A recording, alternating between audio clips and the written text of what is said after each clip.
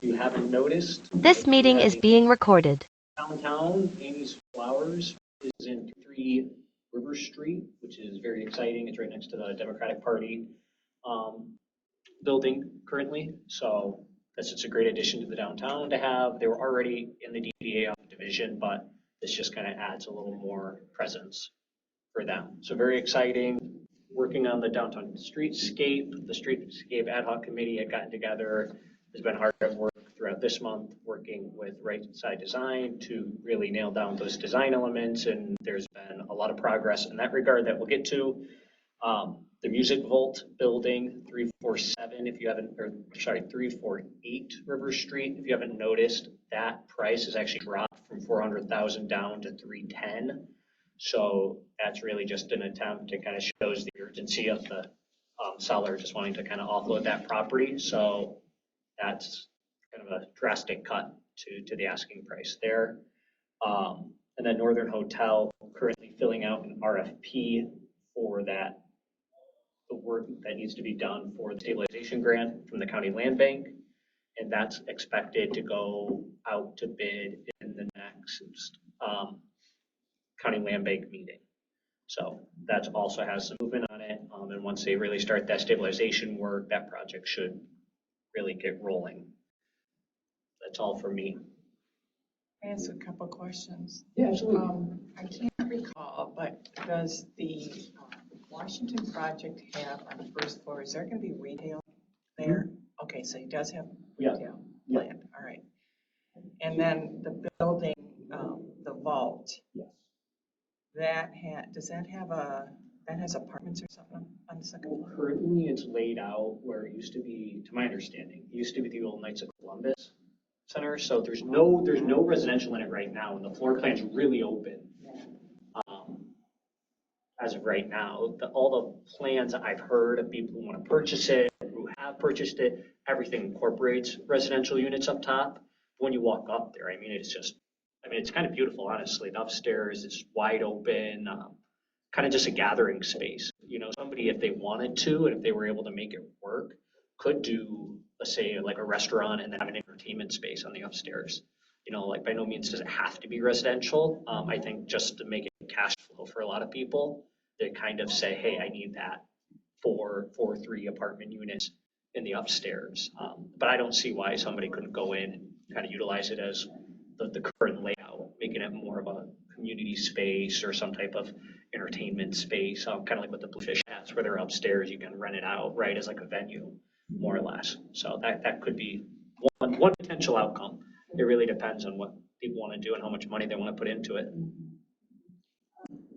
Let's talk afterwards. I met with somebody last night who was interested in coming to Manistee and would like downtown. Okay, perfect. Yeah, I would love to talk that through.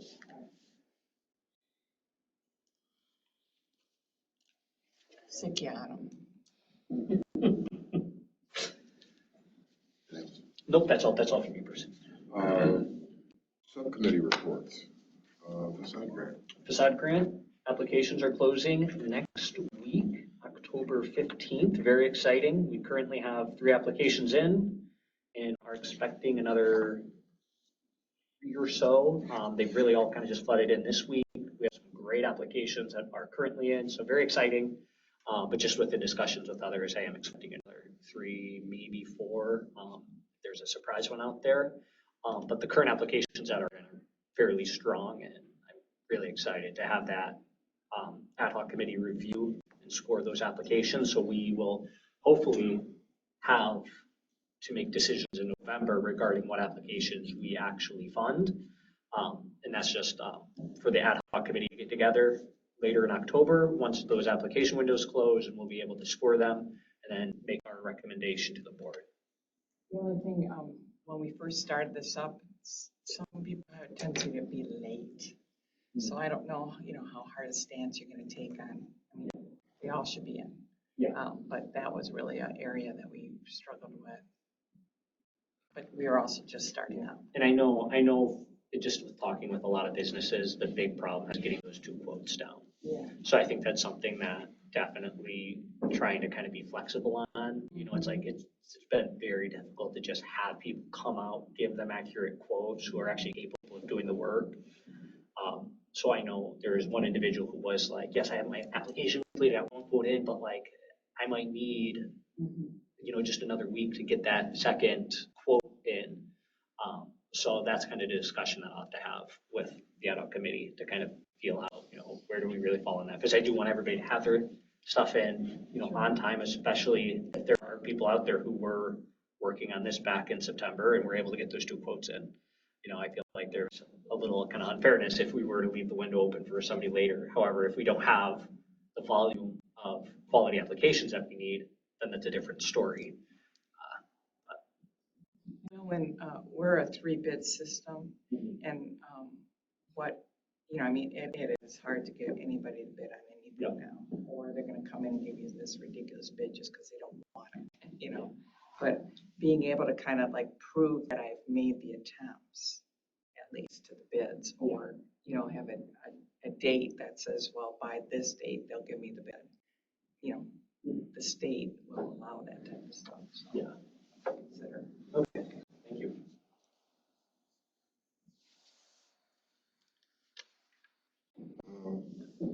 Streetscape. So before you, we have a couple items. These weren't, we didn't receive these until Monday, Tuesday, so that's why they weren't in the digital packet. One is a right side design kind of update, just outlining what we've done, where we're at.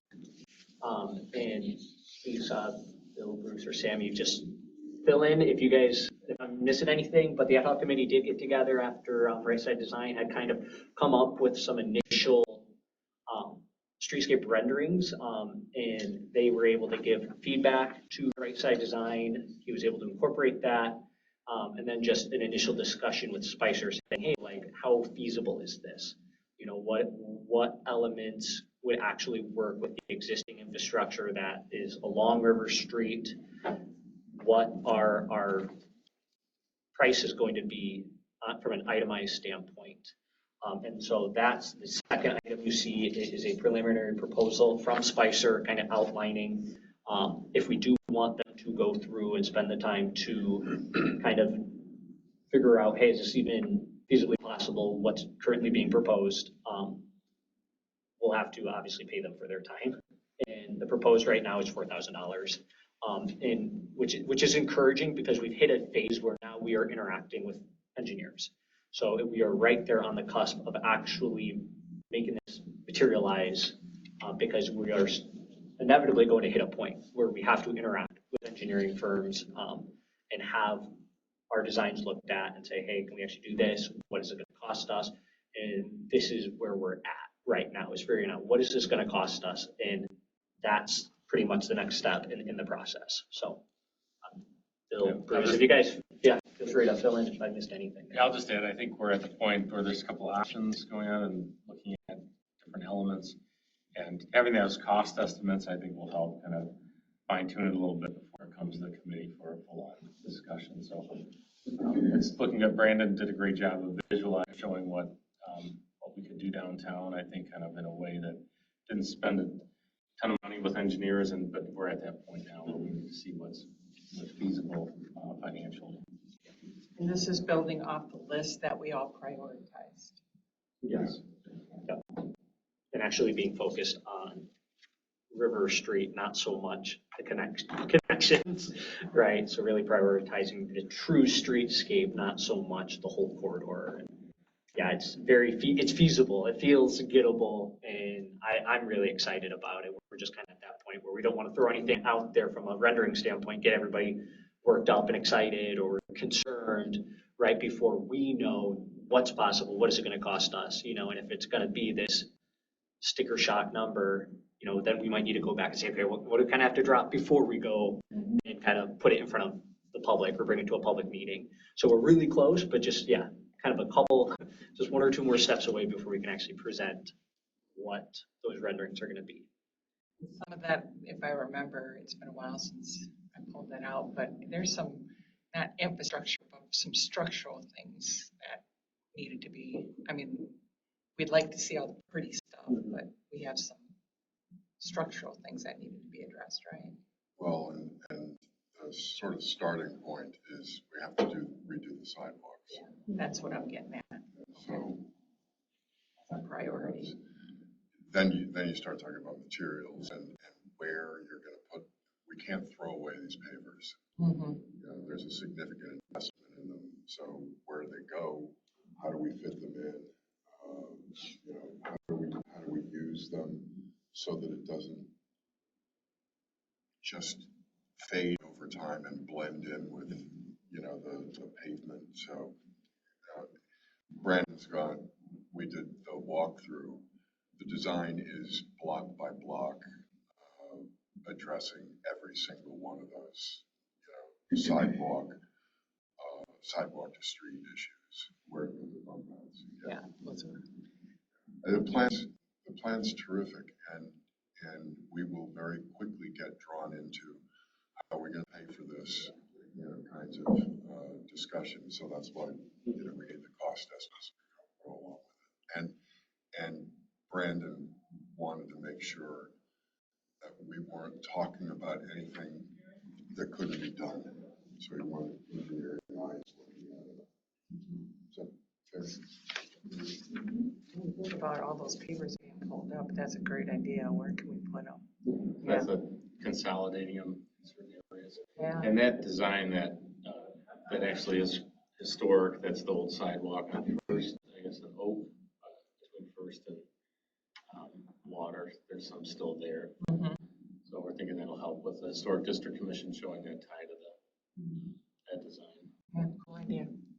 They're definitely still good pavers. You know, Yeah. the reason they sink is just the matter in which they've been installed, right? And the ones that got reset are holding up quite nicely by, I think it's the Vogue and like the Outpost corners. You know, those were reset and those look fantastic after 5 years.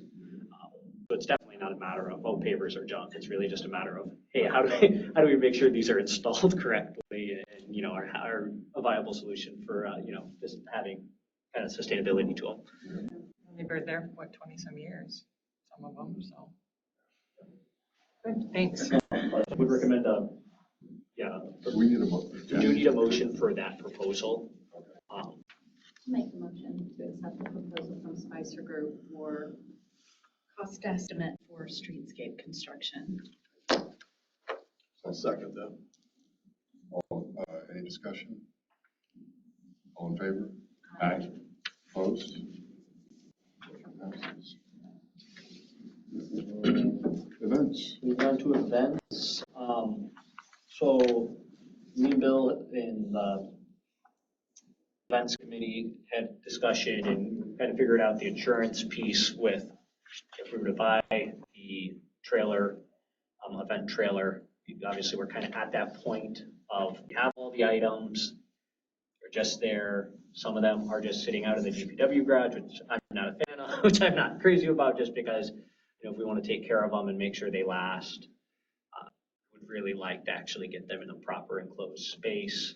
Just within doing some research, I've identified a trailer or two that I think are definitely viable. I'm thinking 6x12 trailer that for all the items that kind of fits all the existing items, gives us some room to grow.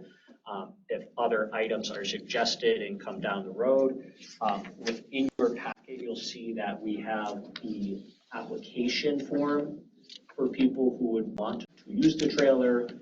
We will have to make a pretty much agreement, like a rental agreement for the trailer. But what I'm requesting is another allocation of funds because currently out of that initial allocation of the $8,000 for the event trailer items, we have $2,168.09 left of that. So we'll need allocation of $5,000 to buy a trailer. That is the one that I proposed. It's $4,444.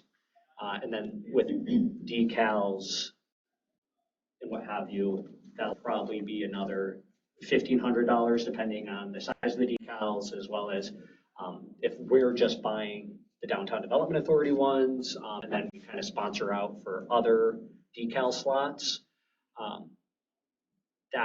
It's probably going to be $1,500 just for the DDA's decals on the three sides of the trailer. And I got a quote from a Traverse City company, 360 imaging, and they gave me a quote for $1,000 for the decals, but they were a little smaller. They were 36 by 36. So I think the DDA might want that a little bigger, just from a design standpoint. So if we do want to actually move forward, obviously this is not us saying we're going to go out and immediately buy the trailer that's in front of you. There might need to be a little more discussion in the back end, kind of figuring out, okay, is this the exact trailer? Can the DPW get it? You know, the logistics behind actually getting the trailer, getting it to the decal place, and then getting it back down to Manistee will need to be discussed. But just requesting an allocation so we can actually have the liberty to move forward with acquiring a trailer. So what I'm going to be suggesting is an allocation of $5,000 to make that happen. Can I just, for the brand of this thing, Yes. make sure that the Rising Tide rebranding template is used, those logos are used. Yep. And I really don't want to see that thing out there without being branded. Yep. So, you know, it has to roll Yep. out. the same And that's why I think it might be just advantageous where we're probably going to buy this from Traverse City. And if we did 360 imaging, they're in Traverse City. So rather than, oh, let's go grab the trailer, bring it down here, and then try to find a decaler, right when you buy it, you just bring it over to them. And then I don't know what that would take on the DPW's part, because I know we were talking, Bill, that the DPW might be the only people who are able to like move it from like an insurance standpoint. So I don't know, maybe there's a more effective way for the trailer company to bring it on over to 360 imaging, so then DPW doesn't have to make 2 runs up to Traverse City. That's just my thought. But again, that's kind of, the logistics are still being fleshed out, but I don't think that should stop us from allocating the funds. So when we do have all our ducks in a row from a logistics standpoint, we can just go right ahead, you know, and finally get the items out of my office. So. worthwhile goal. Yeah, that's my eagerness for this, so. Okay, so you're proposing, or saying that $5,000 that we're asking for the trailer, because we have $2,200 left, Yeah. and that would do the wrap. Yeah, it'd be the wrap, it'd be the trailer, and then also like if there are unexpected costs with like additional taxes on it, sales tax and whatnot. Okay, so that's where I'm almost wondering if we shouldn't ask for 6,000 Sure, to cover sure. it. Yeah, if you think think that. 5,000 is just yeah, right there? If you think that's more appropriate, absolutely. I thought 5 was kind of right on that cusp where, you know, that'll give us enough to like most likely cover if something did like unexpected happen, then you're right, we might have to come back, which is not ideal. So if you find 6,000 more appropriate, then absolutely. I do. I think if we wanted to go with bigger than the 36 by 36, or just to allow that we wouldn't have to meet again as a group to make that decision that that money is there. Sure. So I'd like to make the proposal. We need a motion for this, right? So I'd like to make the motion that we move forward with a $6,000 allocation for the event trailer, and also for the purposes of getting it decals before it hits Manistee. Second that. Any discussion?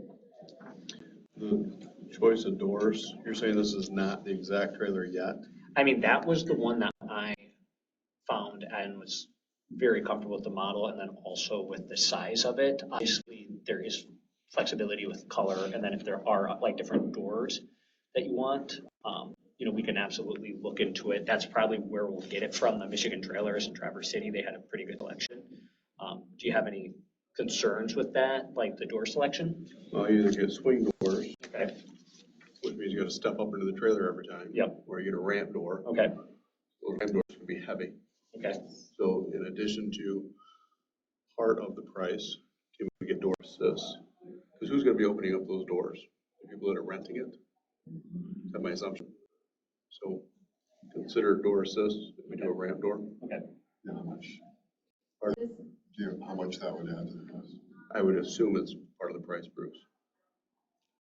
Most of them come with it now, but every once in a while. They don't. So we'll just Just ask. we'll make sure that it has the door assist on it. You're looking for someone breaking their back, lifting that ramp door. Absolutely. Very cool. Thank you for pointing that out. That was not on the front of my mind, so. That's what we're talking about. A dolly and a, it was kind of, how high is that trailer, you think? Well, it's probably, It can't be more than 1.5 foot Okay, off the that's ground in okay. my style, like from the 1.5 or so, maybe. I mean, like off the ground, like from the, when you ramp it down, it'd be, think of how high a normal trailer is. I would consider a ramp door personally. Yeah. okay. If I had to be getting up and down that thing.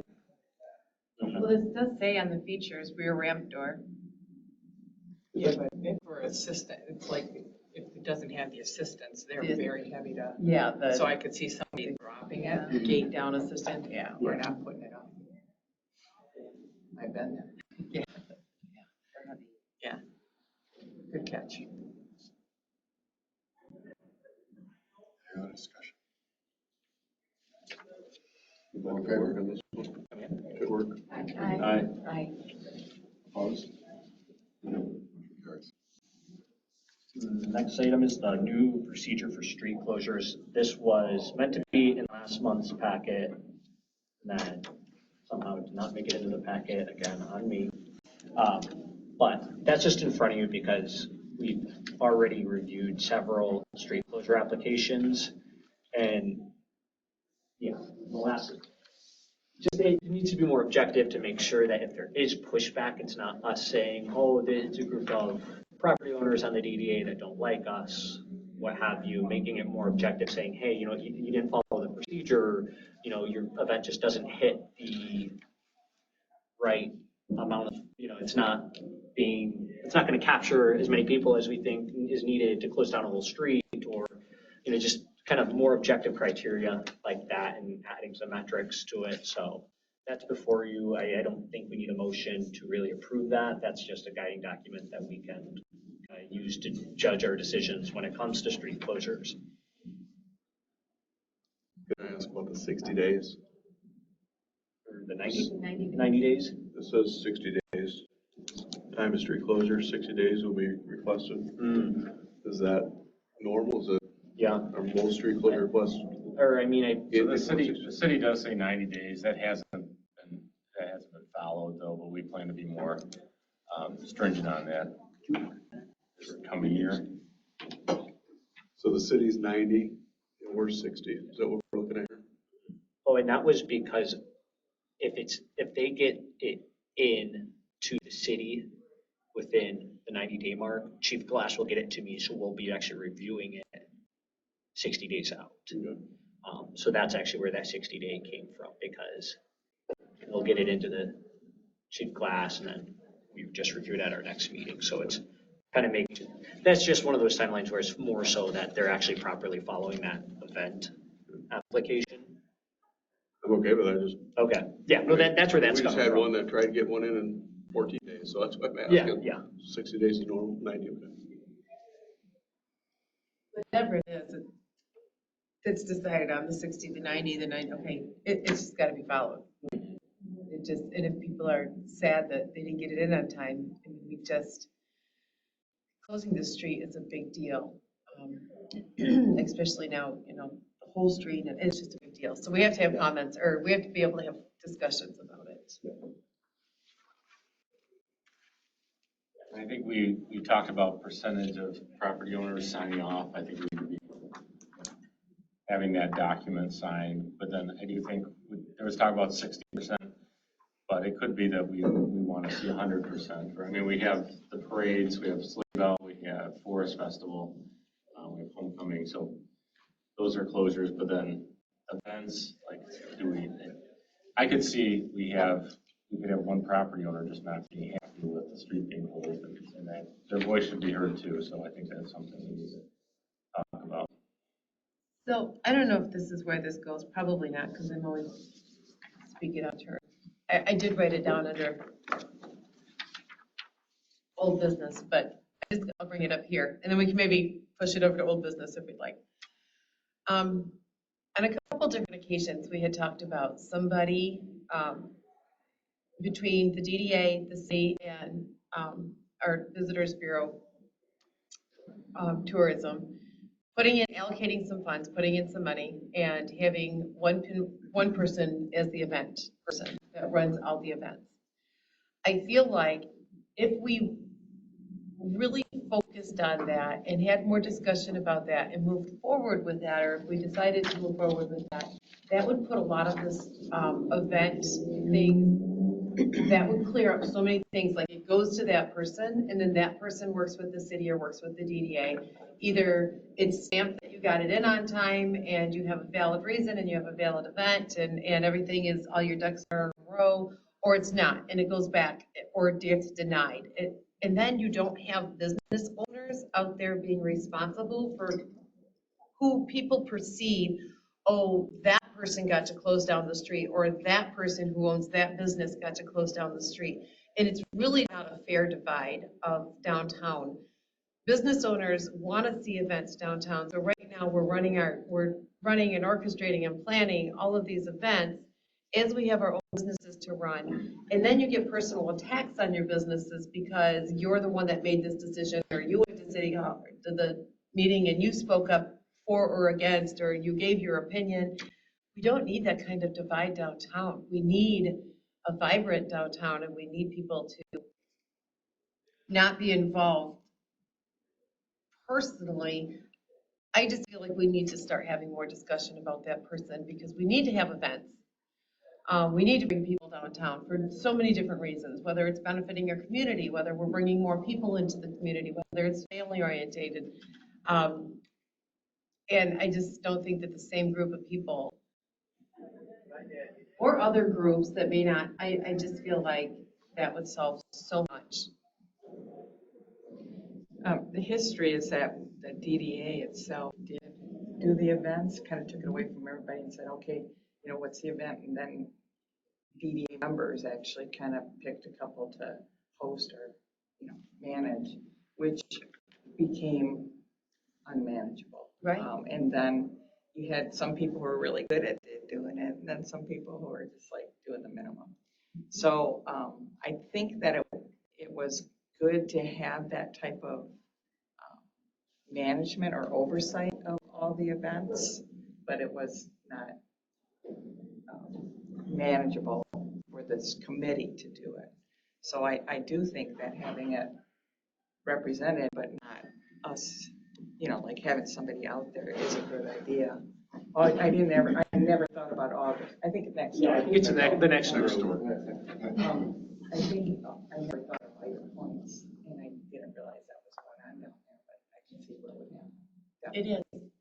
It is. Or, you know, or we have the people that have been a business owner on River Street for 25 plus years, and they're tired. Like, it's not to say that they don't want the events. They'll write the checks. They'll be great support. They'll, when you have a landing page or you put it out there on Facebook, they'll share it a million times, but they're not rolling up their sleeves and doing the work. And you can't blame them. They want to come downtown and run their businesses. They're, you know. Right. Apologize. Yes, please. Yeah. I gotta ask this. I'm gonna answer you over here. So we're gonna do a 90 days before city council, 60 days before us. We're looking at an October 2nd street closure. That's November 2nd. Yeah, but it was still- asked for, signed on October 2nd. So why is this sitting in front of us? This technically should have been shut down. Who's shutting it down? And then who gets the special case to say, well, it kind of slid in after. So how are we handling this? That one's technically controversial because it's not even in the DDA district. Right? I don't know that, yeah. Yeah, I mean, from a map standpoint, it's outside the DDA district. Shouldn't it? But it is part of the social district. Yeah, but I don't know, so do we, There you go. I mean, if it goes right to Josh yeah, within less than 90 days, shouldn't it just be as simple as him responding and saying, yeah, I'm really sorry, but I need a 90-day notice. You gave me whatever, 30 days. I'm sorry, we can't do this. I don't mean to be a bear here, but you're saying let's follow the rules. Yeah. That's right. I'm a former Marine, right? Follow the rules. yeah. So, I understand special case. On the same Sammy token- says we need stuff downtown. Well, on the same token, we've got Deanna saying that business owners are tired. Yeah. They're doing a lot of things. If a guy gets his request in late, we've got to forgive him for that. I mean, if we want to bring people downtown and we want to host events, I love rules too, but not everybody's going to be on time. And it's an event that's outside the DDA, but it is in the social district. If we're jumping to this event, it seems kind of nebulous to me that we're shutting down a section of a road that's less traveled than River Street. So I don't know. There's gray. I'm sorry. I'm always going to be that guy who sees all sides. This is all the reasons why. I don't know how many years ago, maybe right before you came here, Bill, or right after, like the DDA said, we're done. These are all the reasons why, because there is so much gray, and we weren't prepared, I think, to manage that properly. So I think that to everybody's point, we have to follow the rules, but we also have to have somebody who can work through these issues. Like, yeah, this is not DDA, but it is social district. I mean, being able to work through that and kind of help us. But then you're gonna have the issue of somebody downtown in a high traffic area, that if we approve this one with 30 days, then you're gonna get somebody that wants to shut down all of River Street within 30 days, and they're gonna say, well, wait a minute, you let so-and-so do it. This is the whole thing with like having policies and having, more than just rules, like they need to be followed by everybody. Otherwise, then it is gonna get real messy. So do we, because this request is already in, we've already not followed the rules in the past 30 days. So do we say to this one, okay, starting January 1st, this is it. This is the rules. This is how this goes. And let people know. I mean, that is one thing too, have we made it aware to people? Like, hey, these are the rules. So yeah, maybe we do that. Like, hey, let everybody know, these are the rules. Maybe they don't quite know that he had to have it in within 90 days or And there's a reason for the 90 days. There's, does Officer Glass, I'm sorry, Chief Glass have the manpower? Does he have, the foot power to put that many people on an event, depending on what event? There's a reason for the 90 days. DPW is involved, or are we doing fireworks and we have to have special permits? So it's not just, what's that? even for marketing to let, if you're gonna shut the street down, you're gonna you do need it to let right. people know so Correct. that it is successful, and you need, the 90 days to do that as Right. well. So there's their 90 days isn't just, like, there's a reason. If you're gonna put on a successful event, 90 days ahead of time that you're gonna ask to close the road. But again, with the policy we have in place, so I agree, we've not followed.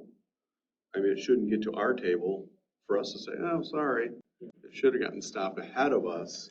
Yep. So we're not sitting here being the bad people, telling you, Yeah. hey, we love the idea, but you didn't get it in time. Because we don't even have the power to stop it though either, because we just make recommendations. We don't even approve it. I mean, you look at the last, Right? yeah, like you look at the last street closure, we said we do not recommend it, still got approved. So that's something that like, we only make recommendations. So, I guess if I could add, so I think since COVID, you've seen people want to do more events, and we have been working with people. As you said, the DDA kind of stopped doing Sleigh Bell, and so the city, Sammy, and some other people have been taking that on. But I think the dirty truth is, we haven't had, and I don't even know if the TJ's one got in 90 days early, so I don't think it's appropriate, right? Because 2 weeks before we have someone wanting to shut down the fall festival or expand it. I know. So it's almost, and then we get pressure too, where they start calling people and saying, why can't you done it for this person? But I do think if we say, no, we're gonna have to start doing this because it's not fair to the police department, it's not fair to this board, to the city council, if we don't follow these rules. So I Do think that or take the time out. Just take the time out and say, bring it in front of all of us, we'll review case by case. I'd suggest, it's not written in stone that the DDA should, wade through all this stuff. If it needs to be less than 60, 90 days, if it's, an emergency petition, it should bypass the DDA altogether, present it to council. So I don't want to be involved. So you're telling me the one we shut down last month was approved by city council? The one that we split recommended? vote. Yeah, we recommended against it, you know, we took it up, you know, last minute, recommended against it and ignored us anyway. Why? You know, our policy is 60 days. You know, if that can't be followed, there are perfectly good reasons why that sometimes can't be followed, but it ought to go straight to council. And they focused on, within that decision, they were much more focused on a different issue than what the DDA board was honed in on. You know, ours was more so, this is in really late, there's not collaboration happening here. It seems like it's cutting off another event where city council really heard the security issue and the safety issue, and that really caught their ear, and that was something that they kind of really went all in on. So, you know, obviously we have different priorities. A lot of the people on our boards are I think we have- property owner, business owners, so. I think we have the same priorities. I think the distraction was some concern about safety that Josh Glass did not have. Mhm. And, you know, that's perfectly legitimate. But, you know, it was a last minute thing. We weighed in. You know, I suggest we just hold. It's our policy. You know, if it's not going to be, you know, 60 days, take it straight to council. We don't need to weigh in on it. But I'll go back to what Lindsay said too, or someone said over there, apologize. We start January 1. I mean, at this point, we're too late. We're too late with this one right here. I have no problem. Again, you're all the business owners with storefronts that are open on Sunday or Saturdays. Unfortunately, I'm not. This one's gonna be on that side of town and probably not gonna affect a whole lot of people. I think you're right. We should set a date and say, yes, this is when it starts. And we could put some language in that policy to adjust it to emergency or other situations. And there's an allowance for, I mean, I don't want to inundate the council either, because if I'm just a poor planner, and it's easier to get around. So I don't know how to say the language so that, or we just don't tell them at all. I mean, this is just another, if we deny it, we could write something that says you have an option to go to the council directly, something like that. Because if we put it in the policy, then if people read it, they'll be like, all right, I'll just wait and then I'll go to the council because I can get our influence there. So I also wondered about social district versus the DDA. This is the social district, not the DDA. So why are we involved? Do we oversee the That's social kind of where it's district? tricky, because in our policy, we just state DDA district, and even though we do have oversight within the social district, is that something that we weigh in on? I mean, in my mind, no, because it's just the DDA district. You know, even though we oversee the social district, I think from an event standpoint, you know, if it's not within the DDA district, it's really not. So does there need to be language that says social district? Yeah. Well, the DDA district and social district are what our oversight is, because I guess I didn't think about that when we were making all those approvals for social district and stuff outside of our area. Now that I think about it, it's kind of weird. It should be from the city council. And Third Life is the only one outside, and it's right on the edge. So that was kind of the reasoning with this one. Yeah, I don't mind putting them in. I mean, that'd be great to put them in the district, because that whole development back there, if that goes on, would be nice. But yeah, I think we have to have language that recognizes that we're overseeing both. Because that could be somebody come back to us and go, what do you know, this isn't even in your district. So this one's punted back to the council. Well, I mean, it's up to you guys. You know, it's what, do we want to make a recommendation to them? Or do we want to just say we're not going to touch this application and then just send it to council? I mean, that's something, I guess, yeah, we could just not make a recommendation regarding this application, but it's really up to you. I'm an a-hole, so. I mean, they were said no to last week or last month, and they went through with it, so I'm like, give it to city council. And we don't have language, so we control the social district, and technically it's a business outside of our DDA. So let it bypass us and go to city council. That's this chair right here. No, I gotta say, I feel the same way. We made our recommendation last time. This one is clearly not within the 60 or 90 days, so let it go to council. From my chair, I promote tourism, and that gets people here to this community. And I know that our primary driver is room nights. I don't know what events are going to drive rooms or not, but I want to set a tone that we are a welcoming place that allows businesses to host events and bring people into town. And given Third Life is one of our few breweries, I would support something like this for them to host that. We're not saying we're against it, we're just saying it's I not love- I within love our the idea. process. Right. I love the Yeah. idea, I love Third Coast. Yeah, I'm Here's super your- excited down there, but but we also want to get our stuff together so that we expand and understand that we have, you know, moving forward, that we will work on stuff in the social district, but, you know, this one just caught us, it made us look at ourselves a little bit. I think we, as a DDA board, have to set a tone for other businesses in this area. And when there are people that are complaining about, this guy wants to host this, why can't I do this? I want to be able to close the street, but this person won't let me. We set that tone right here in this room. If we're not, I don't know, setting an environment or some kind of climate where people feel they want to host events, whether it's 60, 90, 5 days, then I think that it starts with us, the issues among businesses. And I'm the tourism lady, that's my stake in this board. I don't live down here, so I don't see all the personalities and stuff. I just know that if I was firm on deadlines, we would never have a vacation guide, because not once has any business reached out to us to tell us they're moving, their photos have changed, their websites have updated, yet these magical fairies make all these things happen. So, including Fall Festival, I hear things in this room or going to the meetings that we just advertise, to include statewide advertising because of our camera downtown. But not once has anyone from Fall Festival reached out to tourism.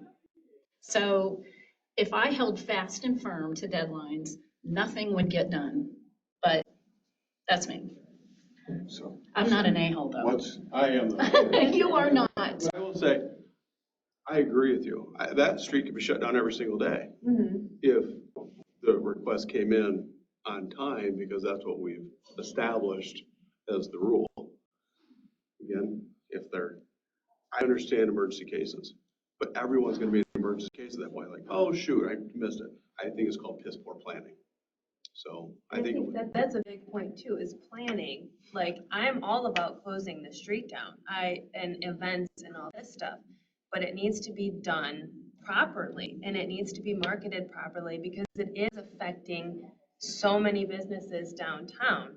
And, you know, like on this trailer request we have, you know, like Bill said, I think like it needs to be written approval from neighbors, because there are events that are happening where they're saying they got approval, but then we find out, no, they in fact did not. And then these businesses are blindsided when the police come to shut their street down at, 5 o'clock on a Friday afternoon.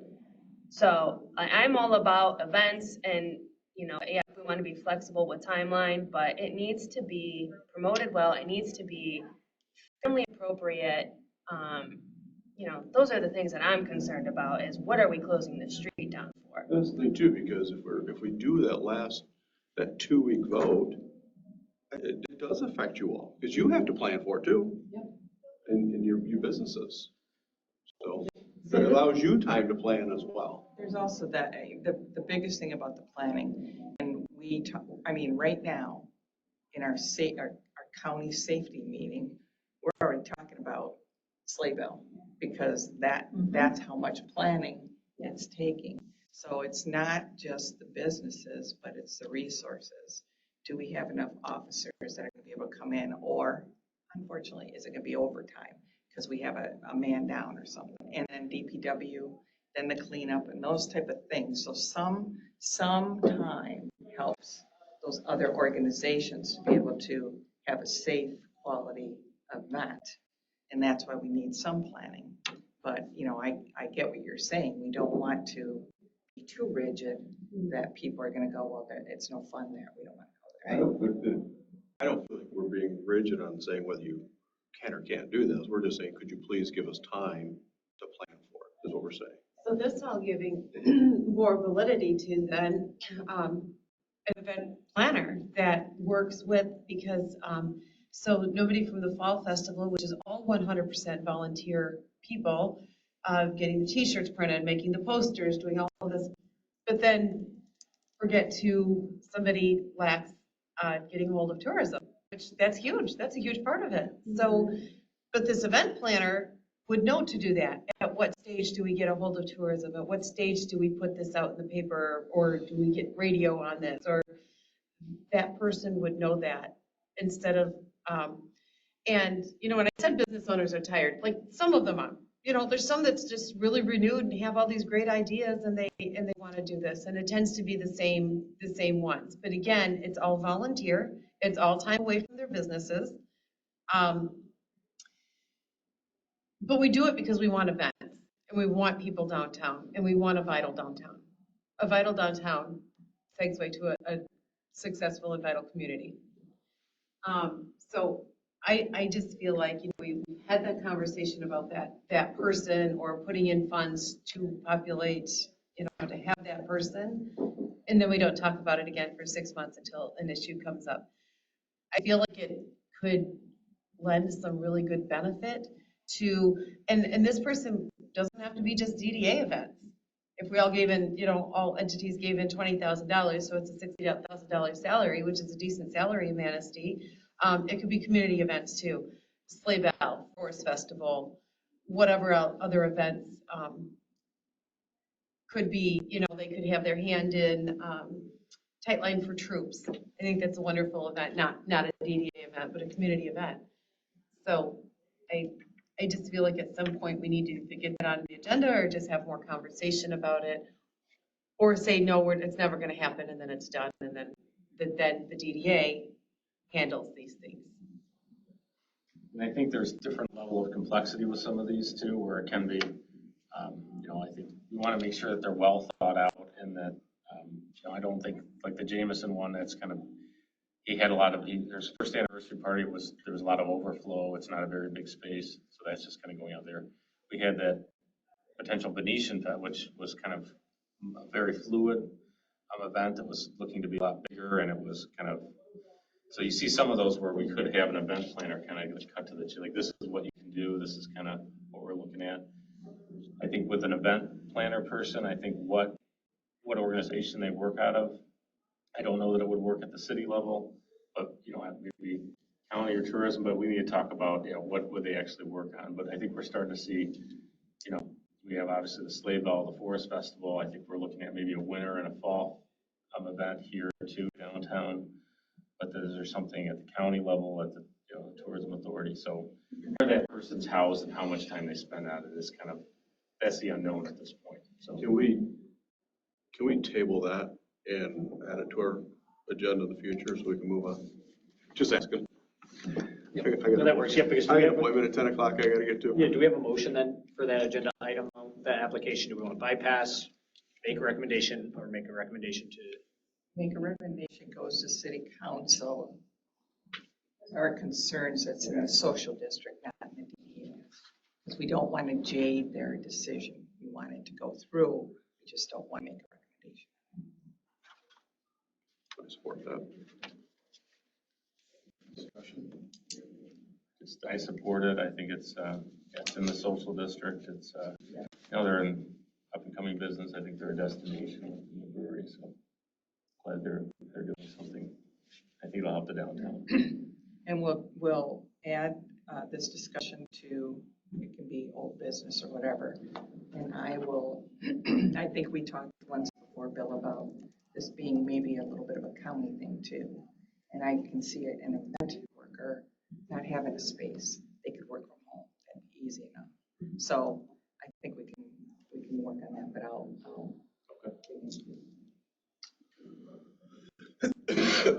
Office reimbursement, oh, go for it. Remind me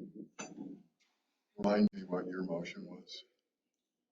to move this application to city council due to our, not confusion, but kind of confusion, whatever better word you could use, regarding our ability to approve it in social district versus DDA. That was a recommendation. So your vote is to not take action on it. To not take action. I support that. I second that. Any other discussion? All in favor? Aye. But we're clear that we're gonna send a note over to city council that something, maybe even a letter, just like, we think this is a great event.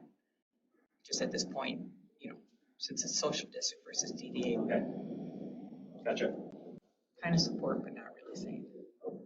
And then do we need to make a motion to add the event planner position conversation onto the agenda? No, we just. We'll just have that. Okay. Fall Fest reimbursement. This is the Fall Met Fest organizers looking to just get reimbursed for some of the invoices that have already taken place. We are the fiduciaries of their funds, so. Make motion that we reimburse the Emporium. Or City Emporium. I think it's the fall festival. Discussion. The important. I second. Discussion. All in favor? Opposed? Carries. Holiday decor, this is for the winter Garland and bows that get put out. garland and bows for Christmas. This is done every year. Do we have a quote on it? An estimate? Yes.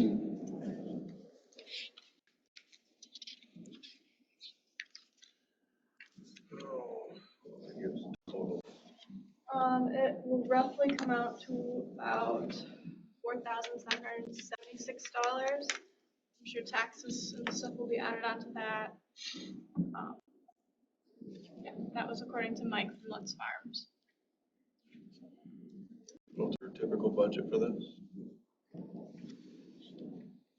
If you do have that up, the budget line for holiday decor. I know downtown decor is $40,000. It's not items though into, where that's allocated. Is that them is that Lutz's Farms hanging it, or is that DPW hanging it? That's DPW hanging it, which has been discussed with Jeff McCullough already, I believe. Yes. I'll make a motion to approve the quote. Discussion.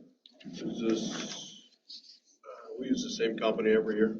Yes. Have we ever had a free quote someplace else, or is it too much of a pain in the rear? I'm not quite familiar at what other companies offer the garland. Is this, I think they're one of the main known ones in the area. is this in line with what we paid last year? I believe so.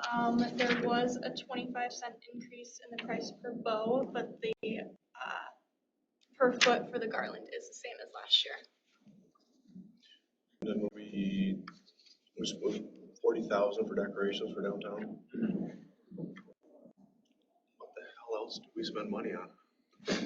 Planters. Last meeting, we approved corn stalks. I remember that, Yeah, all festival. Shine thing came out of there. That was increased from last year because the banners were. Social district banners. Thank you. Yeah, there's a bunch of stuff. Oh, good question. But it wouldn't be bad to look around and see if there are We can definitely, other farm groups that would do it. Just making sure the pencil's sharp, that's all. Lutz's is, the thing I like about Lutz's and so quick to say, like, yeah, let's approve this. Their material that they've always supplied to us, their bows and garland is always quality. It lasts. It gets, it's on the bridge too. That's all for Lutz's, right? And that gets pretty beaten by the wind. And I'm always amazed every year how DPW does a great job with installing it, but the garland really holds up. I see some garland that another person puts downtown, and it's nice, but by the end of season, it's thin and doesn't hold up as well. And Lutz's is local. I always like that. Other discussion? All in favor? Aye. Opposed? Carries. gap financing. Gap financing. Gap financing, we're just going to table that for now. I've gotten around to most of you. We have the proposed language, but given that we're missing some council members, board members, yeah, we're gonna table that until next time and then making sure I can actually get to every person who's interested in having that further discussion. Just want to make sure we will touch everybody. So Old business, revolving loan fund. update there, we are, the only thing we're waiting on is Venture North and their board resolution for the transfer of funds. Their board's meeting October 18th. So October 15th, we'll have that resolution, and then USDA will be able to get all their, we have all the documents ready and within communications with USDA, they're pretty much in favor of this, approved of it, just waiting on that last resolution. Sean? Trying no real update there. There are 3 more trees by the marina that look pretty shabby that probably need to be rewrapped due to torn cords and similar issues to the last time where they're pretty beat up. Riverwalk. The North River Walk, we're having an arborist go through and kind of tag trees to save. I know there's a lot of vegetation management that needs to happen over there. So we're expecting the grant agreement from the MDNR in the next couple of weeks. South River Walk, still, we put out a couple of the packages, electric, I think the structural for sheet piling. So we're breaking that out into different groups. So the last couple should go out, I think, in the next 2 weeks.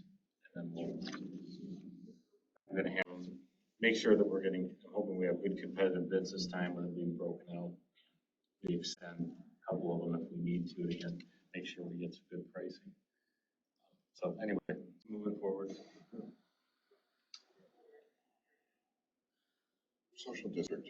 Sticker update. So Carmen really wanted to provide the board with just an overview of how much we've spent on social district stickers and if there's a better way to go about providing businesses with social district stickers. Some social districts have it where they'll provide the first 1,500 or however many stickers for a given year, and then anything past that amount would be an obligation of the business to actually provide those stickers. It's kind of just, I think, for Carmen, been a hassle to continue to buy those and then have only purchase limits for the DDA. So it's not like we can really stockpile those, but you can only buy $500 at a time, not only if there's so many tickets. And within the summertime, it seems like there's a lot of businesses that have to keep coming back and saying like, we need more stickers. We need to kind of front load for this event that's coming up.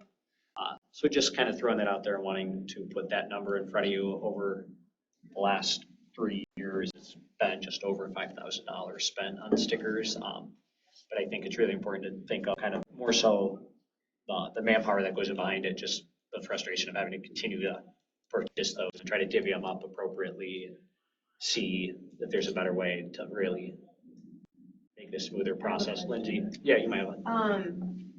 Would it be possible to have access to the logo so that we can have cups actually printed with the logo? Because some of our food distributors will do that like free of charge. Yeah.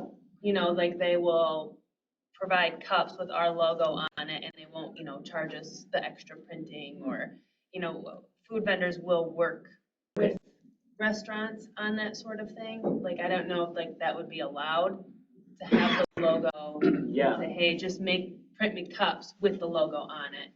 I mean, I think that would be allowable through the legislation. I don't think it's required that it has to be a sticker. I'm pretty sure it's required that both the business and then also the social district logo has to be on it. I don't think it lays out whether it's a sticker or whether it's printed on the cup. So we can absolutely look into that. I would just have to double check with the legislation to. Yeah, I think it's. I have extensively read the legislation.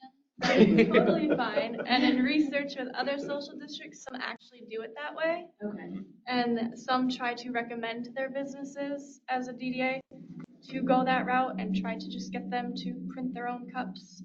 So that is accepted. It's probably, Thank you very much. it's probably the preferred because each business is supposed to have a unique identified cup. And so I think that's probably better, but it is probably more expensive unless you.